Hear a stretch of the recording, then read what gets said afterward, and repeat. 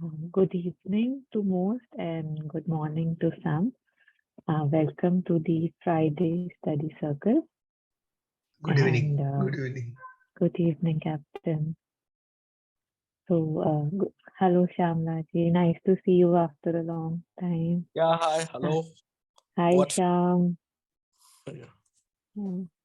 Yeah, hello, Rick. Hello, Sartha ji. Hello, good evening. Good evening. So, For a long time, nice to see everyone. Yeah. yeah, it is. It is.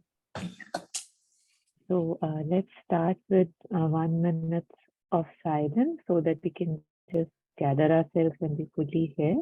Thank you.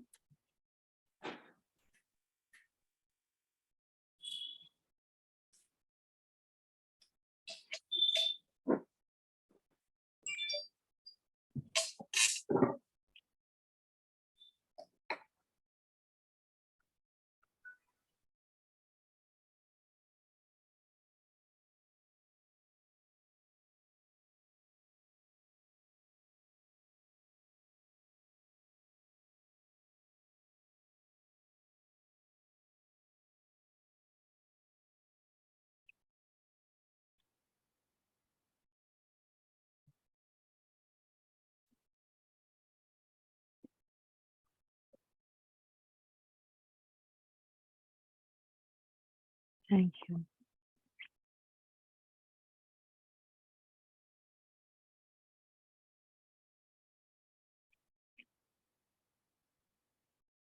So, as most of us know, we are taking up the Sunlit part, the passages from the Sunlit part in the study circle these days.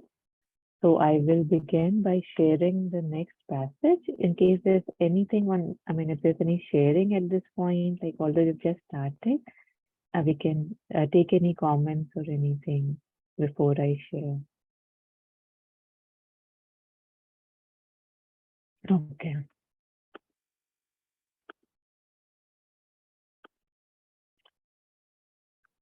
So last week, we had done this, right? Give up desire.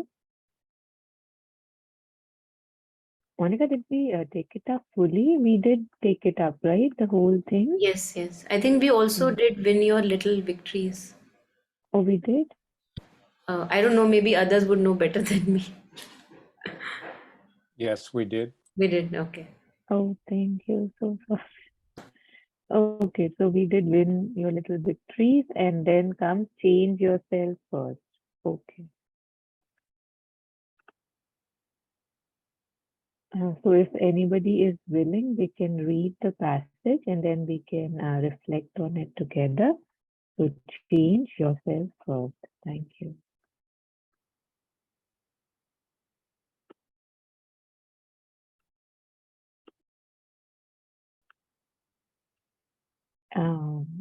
Yeah, Rick, would you like to read for us? Thank you. Change yourself first. You can do nothing with others unless you are able to do it with yourself. You can never give a good advice to anyone unless you are able to give it to yourself first and to follow it. And if you see a difficulty somewhere, the best way of changing this difficulty is to change it in yourself first. If you see a defect in anyone, you may be sure it is in you, and you begin to change it in yourself. And when you will have changed it in yourself, you will be strong enough to change it in others. And this is a wonderful thing. People don't realize what an infinite grace it is that this universe is arranged in such a way that there is a collection of substance from the most material to the highest spiritual. All that gathered together into what is called a small individual, but at the disposal of a central will. And that is yours, your field of work. Nobody can take it away from you. It is your own property. And to the extent you can work upon it, you will be able to have an action upon the world, but only to that extent. One must do more for oneself besides than one does for others.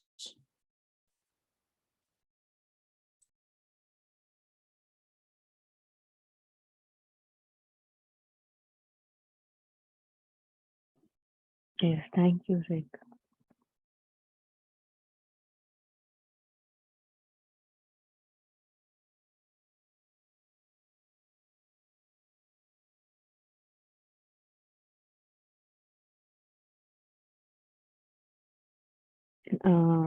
Right in the beginning, when one begins to see things, see paths for what they are, one realizes that, one has been spending their lives on blaming circumstances and others for, my incompletion, my inability to do certain things, or simply just to feel happy, I would never get angry if it was not for that person, right? I would never lose it if that person would just behave himself or, just comply, or if I just, had a better car, like things like that. And then you realize that it's never about the other and it's just you. And yet it is a realization that one has to make again and again and again, because, the eyes look outwards and we have to stop looking to go inwards. So it's both frustrating because, when it's the other, you can, I don't know, especially in general, superficially, you can take it out, right? You can blame people or circumstances. And when you can't blame anybody and you realize you have to do it yourself, it's both, first it's like very strange. And then, yeah, it's just a back and forth between you still want to, and then you realize that, like, how she says it here. And the first time I read it, I was very surprised and I couldn't understand it. I remember, I think it was Anand Reddy, Dr. Anand Reddy, who had shared it in a conference that we had attended in Pondicherry.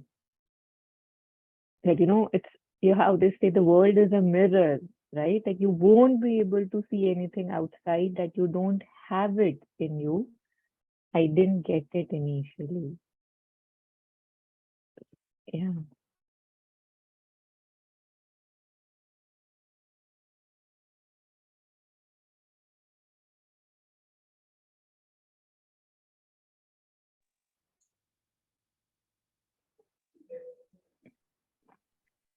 Yes, that's Yeah, Taru, here just now you were sharing, we don't see anything outside unless we have it with, it within ourselves. Just now you mentioned something like that. See, but we know everything. Yeah, if somebody says something, that maybe it is a reflection of what we have done, not to that person, or what you give is coming back to you. But when we take it, we are not able to take it in that way. But is it connected to this mirror? Just now you mentioned that example. Others are always your mirror. Something you mentioned. Yeah. No, I know the others are also your mirror. I'm sorry, understand what you were trying to say, that if you say something and it comes back to you, I didn't understand that. No. If somebody says something which is not very, we don't feel comfortable if somebody hurts you. But, in that situation, how should we take it? See, our first thing comes to our mind is, how this person is talking like this, why this person is talking like this. And that mindset, we are not able to think, maybe this is, the reciprocation of what we have told them or what we have done to them. We do not know. But, one first thing comes is, why this person so and so is saying this to Yeah. me. Yeah. So So I in this remember even situation, from the sunlit path only, Sadaji, like I think we had taken it up once. Mother yeah. has said that, if somebody says something to you, the Mm. first thing is that you first take it in, right? Like, okay, Mm. if somebody says, this is how you do it, and I don't like it, factually just see, it's like we are not here to create images or say that, okay, I'm perfect, right? The very reason that I'm still here means that I need to work on myself, right? So take that as a source of information, because so many times we are unable to see why, the things that we are doing. There could be things which are not all right. So take it and actually think about it, that, okay, is this something I'm doing? Do I want to do this if that's true? And how do I not do this? So that was the first thing. And secondly, he said that if you think that is not true, then just let it go. The person thought that's what you are doing. But if Mm. you have analyzed and you think that's not okay, I mean, factually, because for that Mm. we have to step back, right? We have to see whether that is true. Like, if it's true, we work on it. If it's not true, we just, I don't know, thank the person, not like outside, but she just said you can just thank the person and just keep it aside. So that's how what she said. But just, we usually just take the blame, right? We get lost in the, how could that person say that? Or, I never do that. So in all that, I Mm. lose what I have been shown, right? Like, if I actually do have issues, which we do have, right? We all have small things, flaws, Mm. Mm. perfections that are yet to be achieved. So if Mm. somebody is showing us that, Mm. that's actually, it's actually for our greater good, although we might not be able to see that. But once we come to that ground that, okay, I want to improve, I want to learn, I want to drop the things that are not needed or that are not serving me, then those comments, those indications and all, those blames even, they are very helpful. Monica, Oh, there was this thing also, na, there was, what was it on blame that we had read once, that supreme, like when somebody is blaming you, you had once shared with me, na, about blame. Do you remember? No, I It can't. was No. okay, okay, all right, yes, yeah. Please, re- more yeah. reflect. Thank you, Taru. Yeah, this really makes sense to me. Yeah, I can relate with this very well. Yeah, see, if somebody says something, maybe we can take it, we can analyze it. If anything is wrong with us, we can correct it. If not, we can just leave it. But the problem is we are not able to leave it. We are so, as Monica says, we are so sticky. We want to cling. So Yeah, we would like to torment ourselves. Yeah, yeah. yeah, yeah. So maybe this is also for good. If somebody says something, we can go within ourselves and we can see. Yeah. Thank you. Thank you so much.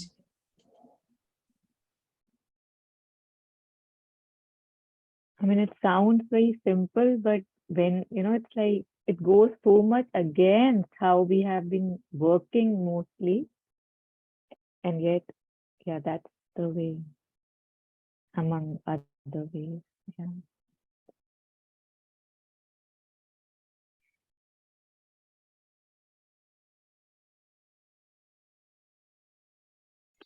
And also, I think the thing that which is not able to take it, when somebody says something, there may be a pinch of truth in that, as we were sharing. And that thing in me which is not able to take it, I think we have to know that that's not our true self. That's the ego consciousness. That which cannot take it, that I am less than perfect. So whenever things are shown to us as a mirror, and as Sardaji, you were sharing that one is not able to take it. One knows mentally, you know that there is some pinch of truth in that, but something still is so resistant and rigid that it's not accepting the truth, even, that okay, something needs to be corrected within. So that resistance is not our true self, is what I have been identifying with, which is my ego consciousness. So So when the ego acts like a chameleon, no? Each situation, it takes different personalities. and We it do has no not, ethics. It has no ethics. yeah. Until you told me yesterday, I was going through a lot of confusions. Then once it is because of ego, everything is becoming a big issue. See that 3-letter word, if you understand, only that is creating all the problem. See, correction is always there. But first of all, we should understand what is making me torment, what is making me suffer. Yeah, beautiful, Monica. Thank you so So, from time to time, we feel like physically there is a resistance within, even when there are words which are spoken to us, we come across something which something in us very well knows that it is for, as Taru was sharing, is for my higher good. Something in us knows that. Yet I'm not able to accept, and I'm not able to, accept and admit that this needs to be worked upon. And that non-accepting seeming entity in us is the very ego consciousness. It's not my true nature. So I have to look at it, that I have to look at that resistance. I don't have to buy to its dictates what it says I must do.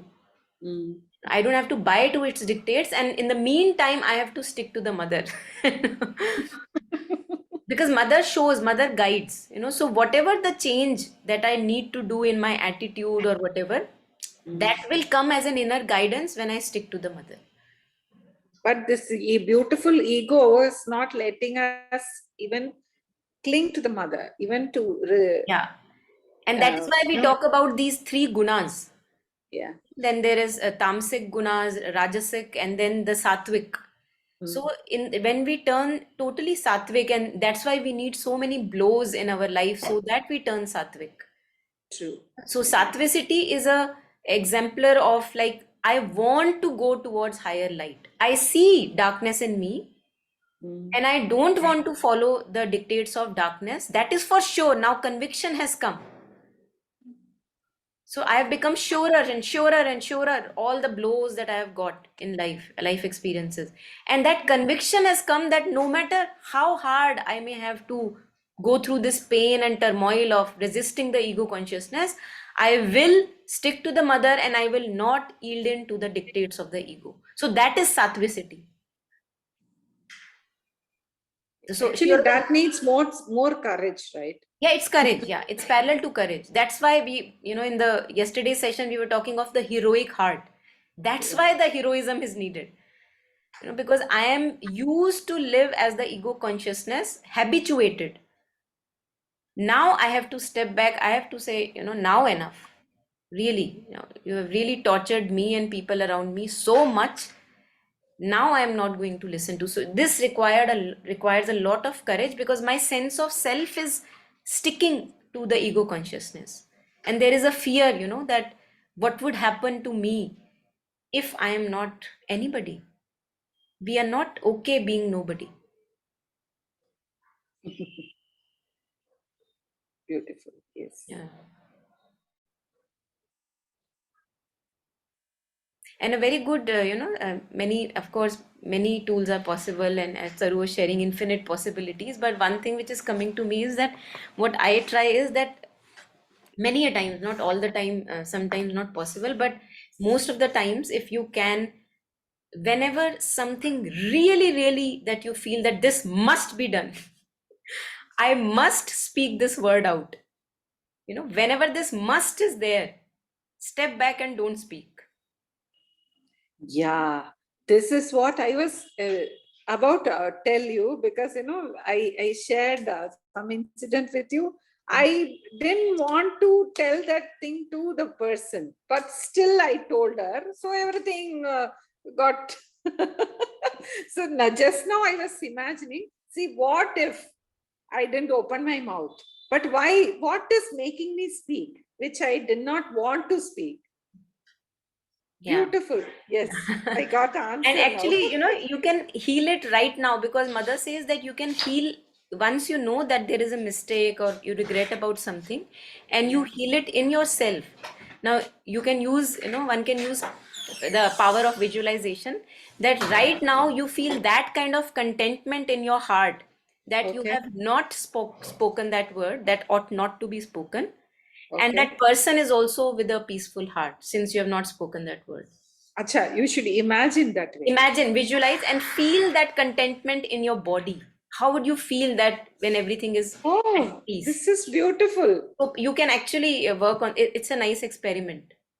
Okay, Mm. okay. Beautiful. Yes. Thank As you. on the, as on the meditation group, I think last time somebody had asked something, Taru was sharing on past, present, future, they're all happening right now. So that which has happened in the past, Mm, which you think that must have been better, should have been better, you can mm. heal it right now in the present. How? Because past, present, future are all happening right now. So it's a very good experiment to do, good usage of energy. You can try Oh, with. beautiful. Then so many things can be healed by Yeah, this yeah, practice, yeah, no?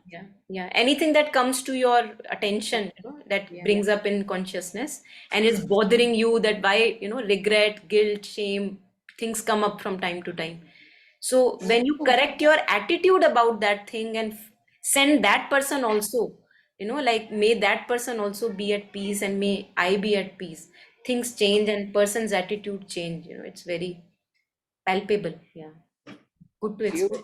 Beautiful. Yeah. Great. Thank you so much. Thank you. Thank you. Yeah.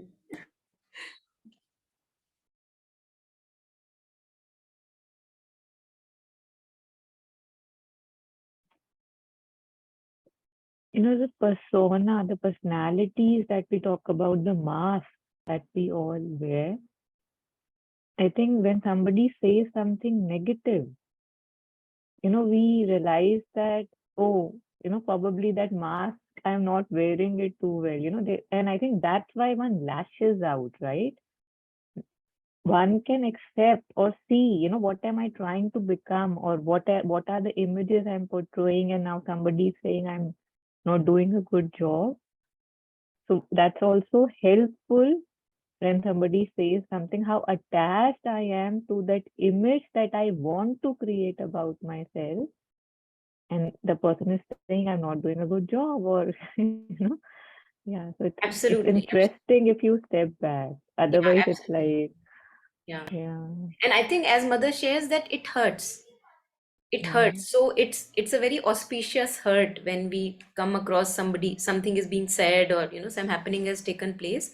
You know that it is showing you something which you have never, maybe you don't want to see, but it's correct, and it makes us really grounded, and one has to go through that discomfort. And mother shares that why you feel the pain. We feel the pain, she shares, because we identify with that weakness. If we identify with the higher that is being shown in the same scenario, that okay, this is the weakness and here I can be, somewhere ahead I can be. So mother says that if you can identify with the higher in the same situation, then you would not have to go through much pain and suffering. We go through much pain and suffering because we identify with the weakness, that oh, I am this weakness, so it's hurting, hurting, hurting, hurting, hurting. But the moment my attention goes to, oh, but this may be there, but see where I can be, if I understand in all humility, what this thing is pointing me to, So then immediately you shorten the period of suffering if you change this identification. Yeah, Yeah. Monica, sorry, I didn't understand what you're saying. Okay, so somebody says that Sarada, you are so selfish. Mm-hmm. Okay. Don't take it to your heart, Sharda ji. So, Yes. you feel maybe hurt because you feel that I am generous.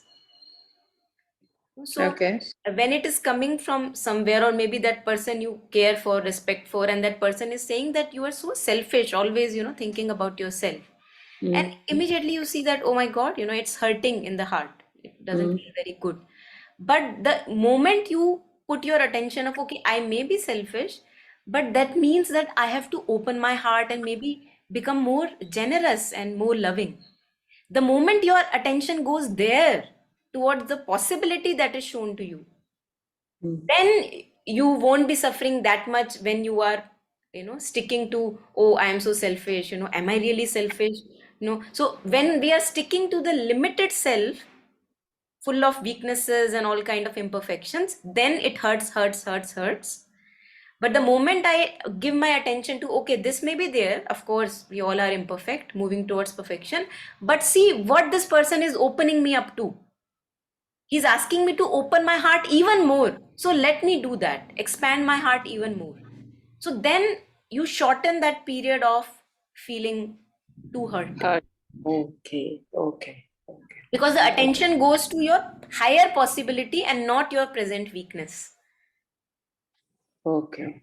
So that's what mother says, always moving forward, mother says, because we all are having all kinds of imperfections, but if we take those imperfections as step towards greater perfections, then we don't bother much about imperfections. Yes, they are there. Okay, let me go ahead. Okay, let me go ahead. Okay, let me go ahead. So every time you undergo or see any weakness in you, any ugliness in you, which you need to work upon, so it may hurt a bit, but the moment you put your attention to what is possible for you, then it doesn't hurt. It opens up new possibilities in front of you.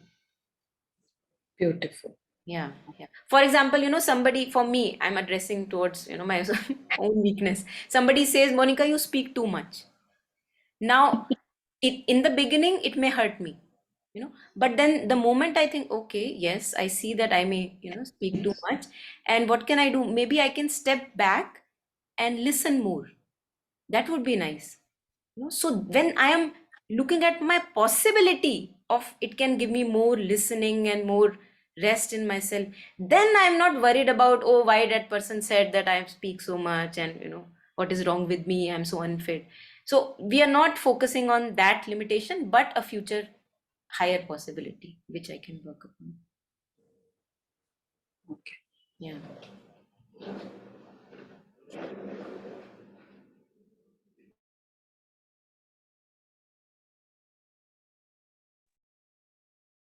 Yes, thank you.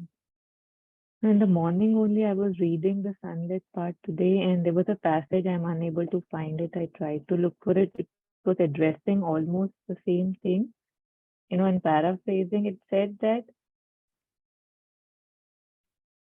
the reason why we feel the hurt, or we are not able to let go of the things that we even see in ourselves, is because we keep associating with those things. For example, say my anger. Oh God, why, I'm always, my energy is where I am right now. I did this happened. Oh my God, the victim, the guilt. So the energy is just here. And mother was saying, just because you're always here, the where you want to be does not get the chance to come in. So when you start dissociating with this, yes, something in me did this, but this is not where I am. This is not my destination. That's where I want to be, and that's where I am. So then you give power to where you want to be to become right now. Because it's not always a journey, it's not always a path. I mean, a lot of times it is. But if I just become open to it, if I associate with it that yes, that's my possibility, and that's where I want to be, and that's where a part of me is already there. Then it comes sooner. I'll share it on the group later when I can find it. Yeah.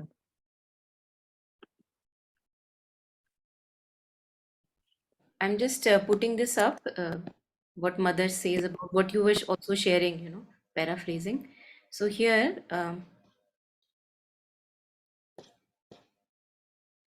just a second. Where is it? Yeah. Yeah, this one. So this one here, mother is commenting upon Synthesis of Yoga, lines from Synthesis of Yoga. Sweet mother, I have not understood this. The spirit's inner enemies have to be sacrificed in the harsher sense of the word. Whatever pain in going they may throw by reflection on the consciousness of the seeker. So somebody asking reflection on that. So Aurobindo is sharing that, for example, there is a movement of anger, jealousy, ambition, which is disturbing movement. So Sri Aurobindo says that you have to put it as a sacrifice. You don't have to identify with it, associate with it, so that your soul can gain stature, your inner consciousness can gain stature. And then mother shares, not understood. She's wondering, how can we not understand this? This has never happened to you? No. When, for an instance, you have a movement you don't like, a movement of anger or spite, all kinds of things like that, or an insincerity or something you don't like, when you reject it from yourself, when you want to make an effort not to have it anymore, it hurts you. That is what we were sharing, that it hurts. When I don't want to follow the dictate of anger, yet I see that the anger is there, it's present, but I'm not ready to follow its dictates. It hurts us, it doesn't pass. We are not able to just reject it like that. It hurts. It hurts. It is as though something was being pulled out, like you're pulling out a piece of flesh from your skin. So that kind of hurt is there, as if it's a part of your being that is being pulled out. Well, this is the pain he is speaking about. He says that it is the bad thing you throw away from you, which, when leaving, gives you a nice little knock as a parting gift. That's what he says. So it's not an easy process. It's like we are doing all the time our own inner surgery. So all these spirits, enemies, all the disturbing emotions, not able to have rejoice for others' happiness, feeling jealous, this disturbing enemy of greed, how that person has that, but I don't have that. So all this disturbance, when it is there, uh, these are the ones we have to pull them out, like a continuous surgery is being done on us. Pull them out and give it to the fire burning within, that no, mother, I don't want to follow this dictate. And mother says, when we are pulling this out, it is as if you are pulling something out of your body, like some, to use a harsher word, you're pulling your intestines out. Why? Because we have been identified living with these enemies as our own friends. Like, this is me, this anger is a part of me, jealousy is a part of me. So when they go, mother says, they give you a little knock. So I last time, I was sharing that I've had many phases when I don't want to listen to the dictate, and it's like a dark cloud is sitting over me, like lots of physical unease one has to go through. I'm resisting, I don't want to follow the dictate, yet the thing is still sitting. So all I have to do is to just stick to the mother and let it pass, let it pass and endure, as mother says, before the other enemy strikes. Yeah.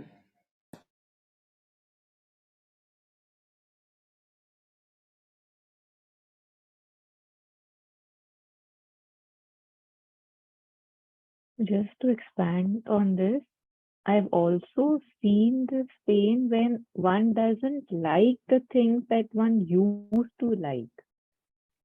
If there was certain company, for example, or I don't know, like any situation that we were used to, that now we don't feel any joy in. I mean, it's very contradictory that although we are not liking it, yet when we see that now I don't like it, one feels the same hurt that, something from me has been taken away. And yet, when one sees, one knows that it's a good thing, right? Like getting over things or not having the same interest or not laughing on the same jokes that one has been laughing since, school time is actually good. Like there's now room for more. You have to, life keeps making room, right? So that the new can dawn. So even when one is feeling the pain, if that certitude is there that this is good, which is there if you are able to just see, step back a little bit, you see this is so good for me. I mean, it's hurting and yet it's so good for me that, yeah, there's room for new.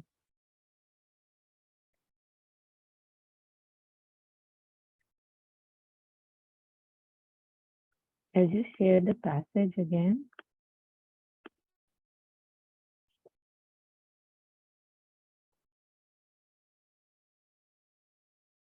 So just going over it again. So you can do nothing with others unless you're able to do it with yourself. You can never give a good advice to anyone unless you're able to give it to yourself first and follow it. Just this much, if we are able to even do, there's so much unnecessary that we keep thinking or, wanting from others or wanting them to follow that can stop and that can make life really simple. Like if again one just keeps turning within, keeps turning to oneself that okay, I'm telling this person this much or I'm wishing this. Do I have it? Have I done it? How we took it, I think last to last session that Mera ho gaya, like have I reached where I'm asking the other person to do better? Am I doing my best? So it just changes the dynamics and brings the attention to myself.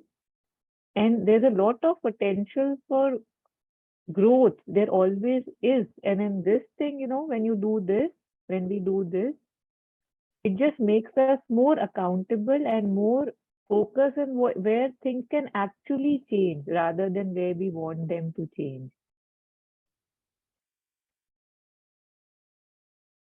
Yeah. No, on this there is this very famous, commonly heard story of this sage. I think a lady came to that sage, and I'm sure many of us may have heard that one. A lady came to a sage saying that my kid is addicted to sweets, and that sage said that okay, yeah, It Satyajit, was you know this? Mahatma Yeah, this Gandhi. Mahatma Ramakrishna Gandhi. Paramahamsa. That was Gandhiji actually. It was Gandhiji. Gandhiji. Yeah. Would anyone want to share that story? Anyone who remembers that? A Yeah, captain had shared it once on the yeah. Yeah. group one day. The story goes like this. One mother took some 5-6 years child to Gandhiji, and child has respect towards Gandhiji, of course. And mother says that he is addicted to chocolate, sweet chocolate. So can Gandhiji tell this child not to take this? It's not good. Excess of sweet is not good for health. So after listening the complaint, then Gandhiji said, "You come after 15 days. I am busy. You come after 15 days." So after 15 days, again the mother and child came, and then Gandhiji said to the child that chocolate is not good for health, and you should forgo this chocolate. So the mother asked Gandhiji, then why did you take 15 days time to say this? So Gandhiji actually, he was liking the chocolate. He was himself was taking. So he stopped taking from that day, and he was seeing that with the 15 days, what is the effect of it, of not taking chocolate. So he saw that yes, it is possible. So then he explained to the mother that, I practiced myself, and yes, it is possible. So that was the story goes, what I heard. This was one. And secondly, Gandhiji's teaching, he has said that it's in Bengali language and it was translated, Apani achari dharma opare shekhao. We have no rights to teach others unless I have practiced this and achieved something. Then only I have got the right. Apani achari dharma opare shekhao. You cannot teach something by reading somewhere and telling others that you do this yoga, you do this, do that, and all this. So first of all, I have to uh, hear from somewhere. Then I have to start practicing practical.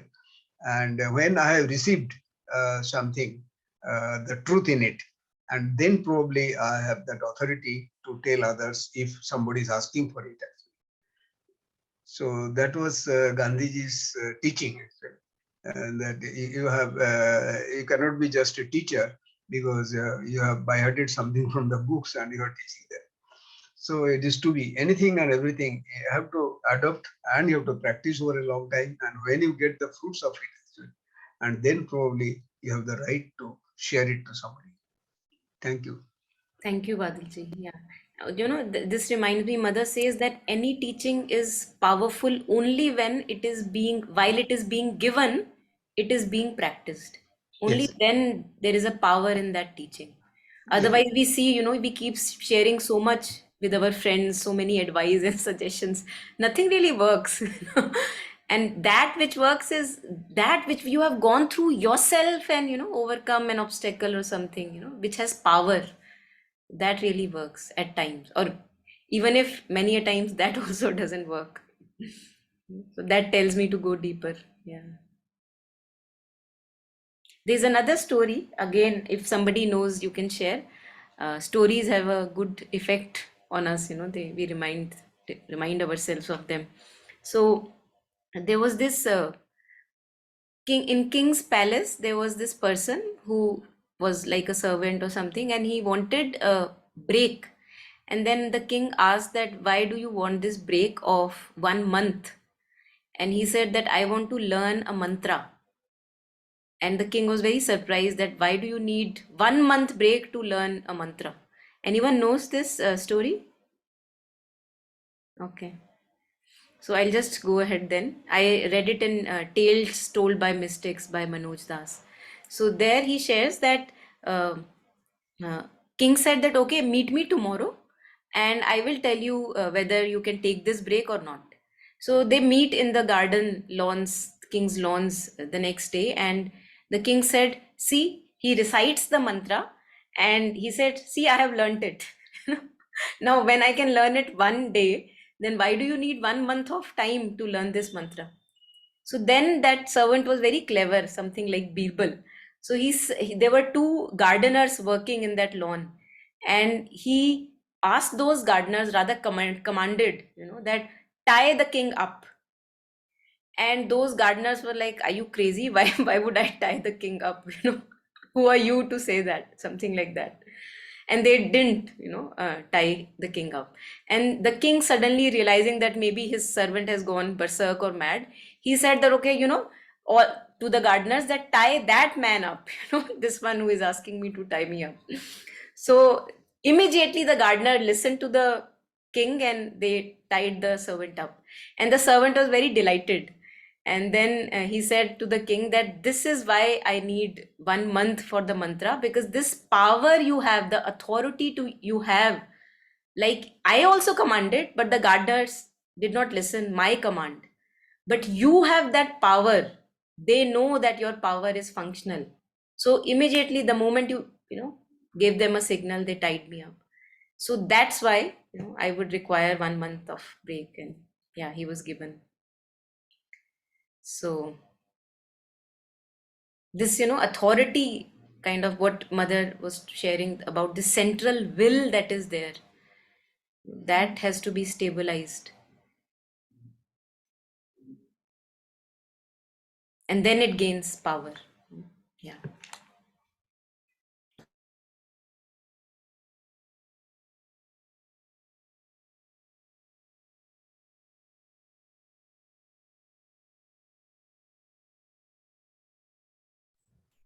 So I have a question.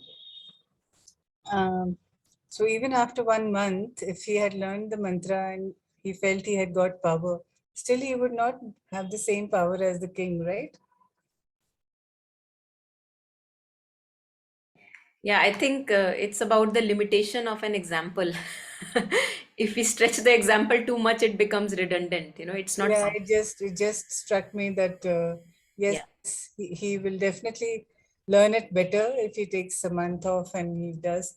But how does he But compare it's with it's the? two different things which can't be compared. So that was only a metaphor that Yeah. he used in order to explain that to gain power and intensity in anything, Hmm. you need to have this central command from within, which requires time. Which you need to really go deeply into it and then Exactly, learn exactly. it. Yeah, Correct. yeah. Thanks so much. Thank you.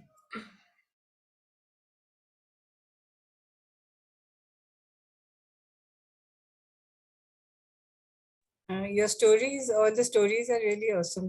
So we'd like to hear some more, please, if you can tell us. No, you don't have to listen it or hear it from me. Actually, find it from Tales Told by Mystics. By, Tales told by Mr. Okay. you can find Okay. it on Amazon, and it may be available as, I don't think it's available on PDF. Maybe Acha. available on Kindle Unlimited, if I'm not I'd wrong. like to buy a book. I don't like Kindle so much. Yeah, so I'd you rather can buy buy it a on book. Amazon. Tales Okay. Told by Mystics. It's a very good Awesome. collection of these kind of stories. Yeah, That's awesome. Thank you so much. Yeah. most welcome.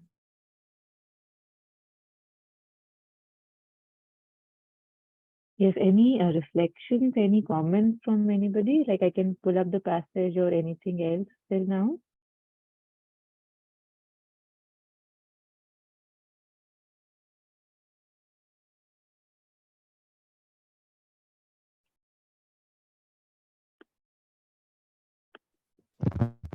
Yeah, want to share something else? Yeah, Yeah, just Jayashree, I can't hear you. You'll have Yeah, to, I don't know, now is it okay? a little Now bit it's better, but it can go a bit louder if possible. okay. Yeah, this is okay now. Great, thank you. Okay.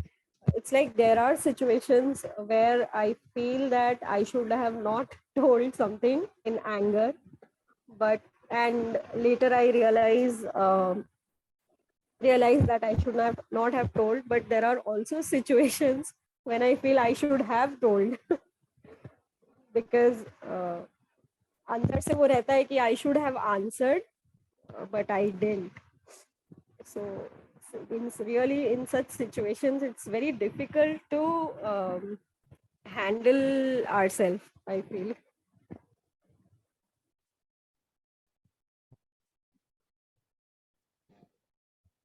Shri Aurobindo shares that amazing. I think those of us who have read his stories, they may know what kind of a gentleman he was, regarding also speech.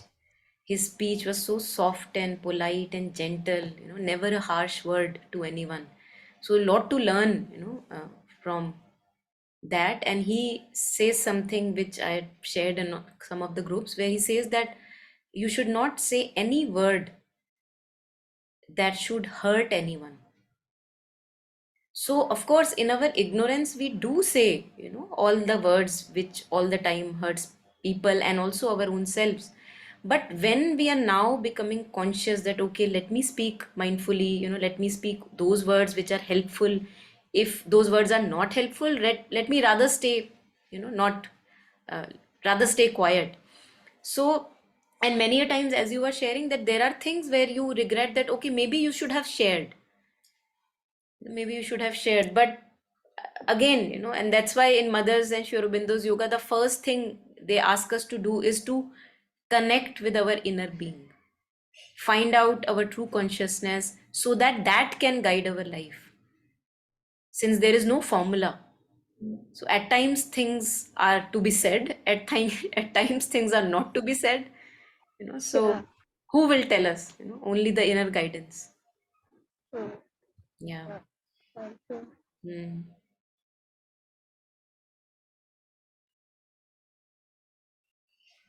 And many a times, in the name of sharing the truth, that, oh, I wanted to tell that person truth, how we fool ourselves in the name of sharing truth, our relatives' truths, we actually say words which are very hurtful. So if we have now becoming, conscious about it, we must rather not do it. Yeah, very true. Yeah. Yeah.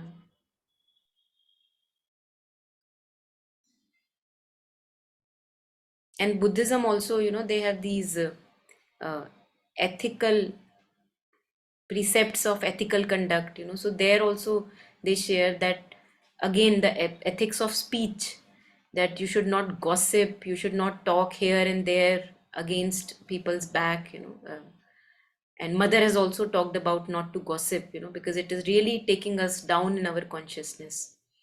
So, and it also helps whenever we don't enter into gossip, it helps to keep our attention on our own self, rather than thinking that, oh, I am all done and other people need to change. Because whenever we are gossiping, we are actually talking about this only, that that how many faults are there, see, that person needs to change, that and that, he's not perfect, but our focus shifts from our own self. So Yeah. so mother shares to refrain from gossip, never to indulge in gossip, because then we stray away from our true consciousness. Whenever we do that, it doesn't feel nice. Yeah. And if it's okay, I think it's okay in the beginning if after saying something I feel an unease or a regret within my being. That is also a very beautiful baby step on the path, because then at least I recognize the error and mistake, that I should not have done that. So in mother's prayers and meditations, in one of the prayers, which is one of my most favorites, she shares that whenever I do any act which was not consecrated to you, the divine, I feel a pang in my heart. So that is the unease we should feel whenever we do anything which is contrary to our inner guidance, inner truth. And then she says, then I plunge into you for solace and peace, and for the inspiration to set the error right within me and outside of me, both which are one. So I relate a lot with this prayer. So this unease is a very good thing if it comes in our life, that the moment I do or say or act anything which is contrary to my inner guidance, inner truth, immediately you feel something wrong has been done. And then to offer it to the mother and correct it.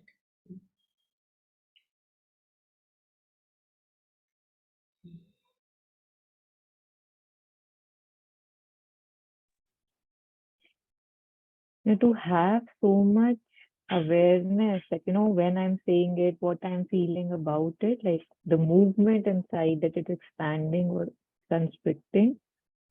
It's so much grace to be able to reach the point when you are able to feel that, right? How mother is sharing that whenever I realize I have, yeah, that's so nice. I feel, it's almost like how we take care of our houses, those of us who do, or our study tables. We want to keep them knit, spick, spack, and clean. Really, we want to keep them tidy, on ordered.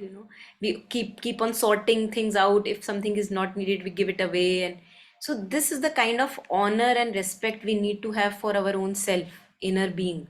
That if there is any confusion within, it's like immediately you sense it. You have that unease developing, and then you again put it in order, again put it in order. And just like we do for material things, if 2 3 days we do not do the dusting and cleaning, we see that especially in India, immediately the dust arrives, like from where we don't know. The windows may be closed, but the dust arrives. So you see on the shelves, the dust is there. Every day or every other day, every second day, you have to clean. And every week you have to clean. So I think this is the kind of order I also need to have the cleaning within. It's never would be that, okay, now I am done and all the cleaning is sorted, organized. Now no need of further cleaning. So I think this a kind of a discipline, sensitivity to garbage collecting in my mind, just like I am sensitive to garbage collecting in my house. So that sorting, organizing, honoring my inner space, valuing that emptiness that comes when there is lots of space in room in the being for all the goodness to appear. So I think that's very important. Yeah.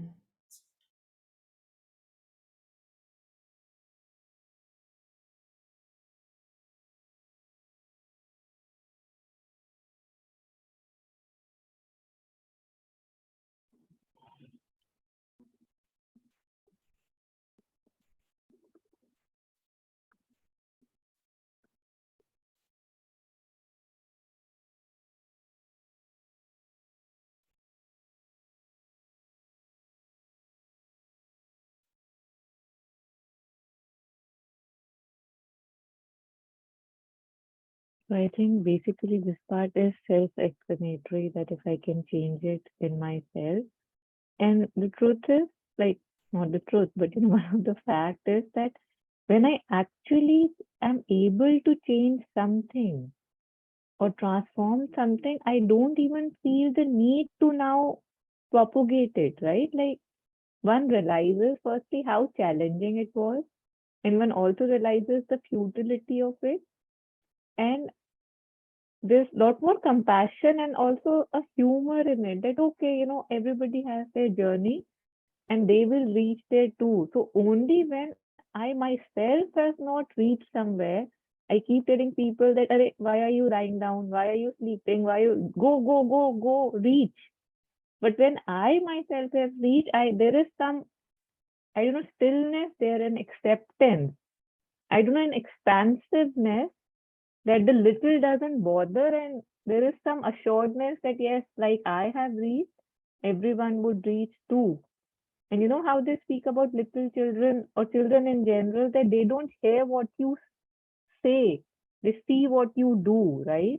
So I think similarly, then you don't even have to say, and one can sense, right? And that is why one feels so odd when we read about the lives, the teachings of masters, mystics, even the disciples, because one can see that it is lived, right? They have touched that space which you so wanting and you also want to, and that's somehow it's very reassuring, right? To see somebody be somewhere that you would want to be, that lightness, that I don't know, that stillness, it's in itself an inspiration. It creates an aspiration, right? I too want to walk like that, or we remain unaffected, right? That, yeah. So not so much of a doing, just, yeah.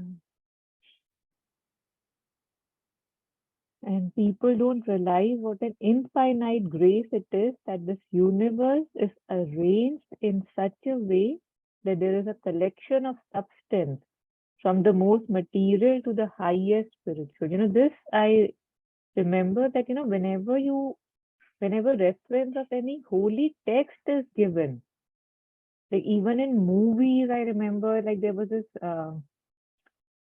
Da Vinci Code or something. There was this movie, and in that also it was said that everybody can perceive what they are capable of perceiving, right? Like even in the Bible, they mention in the Bhagavad Gita, they mention that such amazing things are hidden in the between the words, but when you are ready for it, they will be shown to you. I mean, I was, really into reading fiction as a child. And it was weird that even if I will read the fiction book twice or thrice, I would see some new things which I did not see before, which would shock me, right? That how could I miss that? And that was fiction. So, I mean, the power that these words, these texts, like it's saying it's a collection of substance. So then it depends on my capability, my I know receptivity, right? That what am I able to receive rather than what is there is pretty amazing. And it's very, and like, I don't know. It, yeah, I don't know what word to use.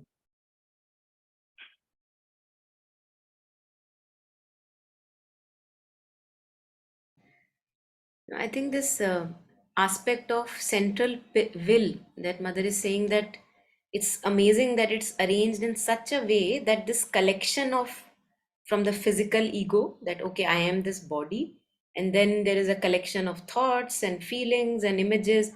So from the most material to the highest spiritual, all that gathered together into what is called a small individual. This small little self that we call ourselves, this is me. But here I think is comes the very important point, but at the disposal of a central will. So I think this is so powerful, because I may be in a prison, but my will is free. And the attitude that I want to take being in the prison, there is no one who can change that attitude. I think that is so empowering if we really realize the power of this will that we have. That no matter what outer situation I'm going through, the moment I shift my will and use that free will in order to have a good attitude, right attitude, nothing can change me. Not even a bad marriage, bad relationship, being in a cage, being really trapped in calamities somewhere. The moment I change this attitude owing to the aspect of free will, the central will that I have, which is totally under my control, if I begin to exercise it. I think that's why we hear such beautiful stories, even of these concentration camps. You know, for those of us who have maybe gone through them, I have not gone through much, but I know that the human spirit rises even much, much more in such situations, which are outwardly so challenging. So, how could they do that? How could they have so much of like looking forward, and taking it with such an open attitude in such dire circumstances, really, really inhumane circumstances? And if we look at our own life, I mean, we, most of us who we are attending, we have really so much. We have really so much. And still we see that, as I think Mahatma Gandhi has said, that one day when you are feeling very little, very low, oh, I am not good enough, something is not right, put your attention to that person who you have seen, who has really nothing and who is much underprivileged than you. Then you would know how grateful you can be. And even then we keep really complaining of such matters which are very childish when we look back in retrospect. So this will, this central will, I think this is really very key moment, especially for me, that this can change everything. I may be diagnosed with something like a life-threatening illness, but the moment I use this will to a right attitude, that I'm willing to make it into a beautiful experience for myself. And I was talking with a person, and who is just recently a friend, who has been a very lovely person, human being, and a great, I would say professionally a great doctor, who has recently been diagnosed with the chronic illness, life threatening chronic illness. And I was a bit concerned, and I didn't know whether she's taking it with a good open attitude and willing to progress. So when I talked with her, and I saw her spirit, I was so glad and relieved that this is going to go in really a very positive direction. That she was so high spirited and fighting through it, and learning, taking it as a means to progress. Then nothing can stop us. So this is very powerful. This central will. And this mother says that is yours. This belongs totally to us. That is yours, your field of work. Nobody can take it away from you. It is your own property. So when we claim that this house is ours, this car is ours, these books are ours, I got it from, mother's ashram or wherever. Nothing, all of that can go, but this will is my property. This is so central, and nothing can take it away. No police command, no command coming from a government can take this will away from me. So it is your own property, and to the extent you can work upon it, you will be able to have an action upon the world. So not only on ourselves, but also on the world. That's the power of this will. but only to that extent. Mother said, only to that extent. So the more I work with this will and make it, nurture it, foster it, take it more and more towards higher and higher truth and light, to that extent I am able to spread even the circle of influence. And we see, many a times we hear that just the name of the people is enough to change our attitude. Many a times there are inspirational people and they stand for a quality, like there's a quality that they stand for. The moment we hear the person's name, as if that quality in us awakens. So to that extent one can have influence. I feel it's very, very powerful, these last few lines also. Yeah.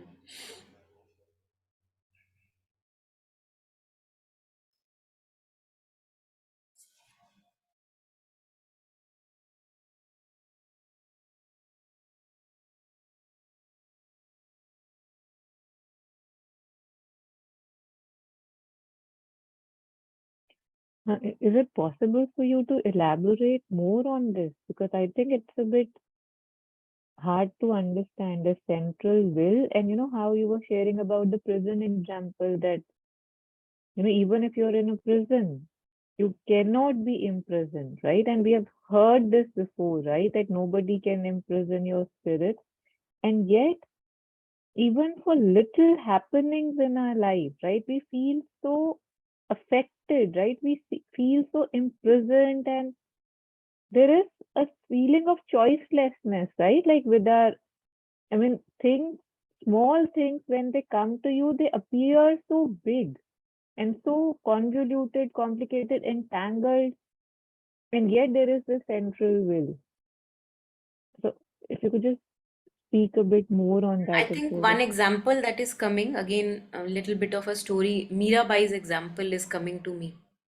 Where now she's gotten married to a person who basically may be a nice person, but of course different dimensions, because Mirabai is more totally inclined towards Krishna. Krishna, you are mine and I am yours, and for you I live, and everywhere I see you.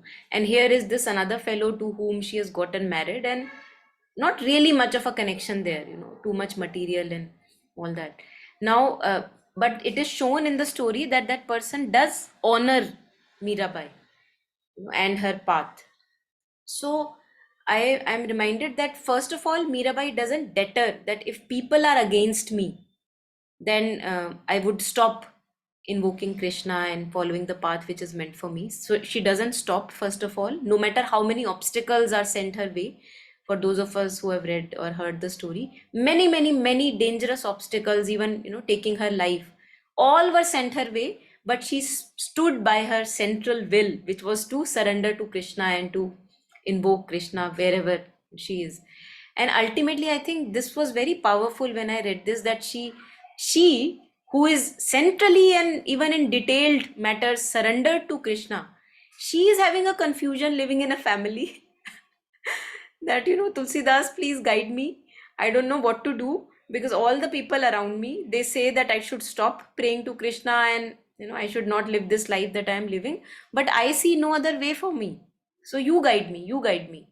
And Tulsidas then writes her back and she says that without any doubt, those people who are not the servants of Lord, unko, you leave them like how you know do you remember, Taru, how he says you leave them like how you leave them? There is a simile that he uses. Yeah, so basically she said that they keep saying that I'm not doing my responsibility, my duty. These are the things that kind of pinch us, right? Like people when they say, and again, responsibility or duty is given such a sacredness around it, that if one is told one is not doing a responsibility, it pinches, right? It's like that you are not even supposed to be here. Like you're just I don't know, the sinner if you're not doing. And so much we end up doing because of that. Yeah, so I think basically what I remember is what he said was कि जिसके प्रिय ना मतलब for whom Krishna is not the love. You don't have to follow that. And if you have Krishna, you don't have to worry about that and just discard them. Discard these relationships which are making you feel this way and move away. And I think the next morning she just packed her whatever and took her idol and went to her parents. Her parents were no longer there, but her, I don't know, uncle's place, and then she never came back. So, yeah. And this really surprises No, me nothing that else. that how we keep on actually compromising our inner call in the name of these obligations. Really, I mean, this is so torturous to us. So I was talking to a friend who is in a relationship which is, she thought that this relationship may give her some companionship and maybe walking on the path together, but the things are not turning out that way. It's very clear to her, and this has been clear for her for now many couple of years now. So I was talking to her and it was like, how can we continue to torture? And just that now you have to move out of this marriage, maybe you have signed a contract or something, that you are continuing and continuing. Every day is a trouble. Body is showing so much of manifestation of diseases. Even the body is knocking, please stop doing this torture. But we continue being in the same outer situation. So I feel many a times, suddenly, without a second thought, changing the outer situation in these entangled situations is also one of the things that can be implemented, because many a times these relationships are so entangled. Alokda had shared one article on this, where there is too much vital emotional involvement in relationships. So how you cannot just leave them like one day you left. The only way you can do is like without any second thought. It has to be a violent rupture. Otherwise, if you every day keep thinking, oh, shall I leave him? Shall I not? Shall I leave him? Shall I not? Oh, see, so many positive points he has, but apart from all the other bad points, he may drink at night, but see, in the morning, he's fine, something like that. So if we keep on thinking about it, then we remain entangled and we torture our spirit. So in these kind of relationships, which are long-term entanglements, one has to just, without any second thought, like it has to be a violent rupture, and then finding your own footing wherever one can, because otherwise it's like you're living in a poisonous environment which is not allowing you to get to the inner guidance. So yeah, it's one, I feel many a times a radical step needs to be taken. And I have heard many stories from my own friends and acquaintances where they were in abusive relationships, and they tolerated up to a point. The day came then when they, without any stuff, they said, okay, now enough. And without any stuff, they just left their house. So no matter how much property is remaining, how much jewels and all that you have left, what you care for is the life that is remaining for you, and you want to nurture it, foster it.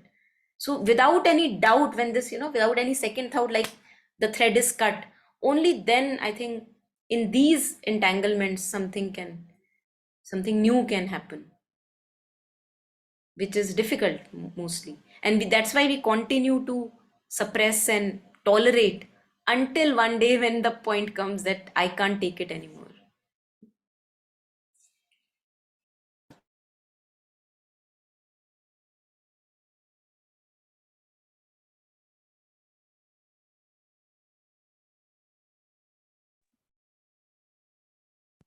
Yes, thank you.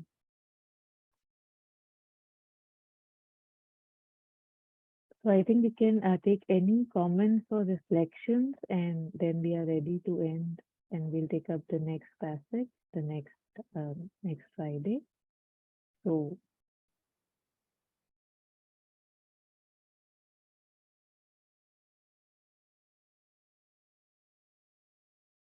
I think we can just take one last minute to just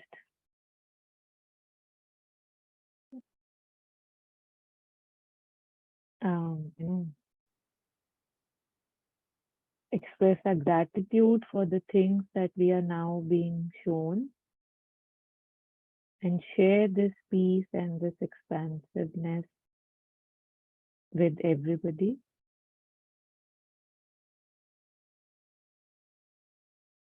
And may all beings be well and happy, truly well and happy. Yeah. Thank you.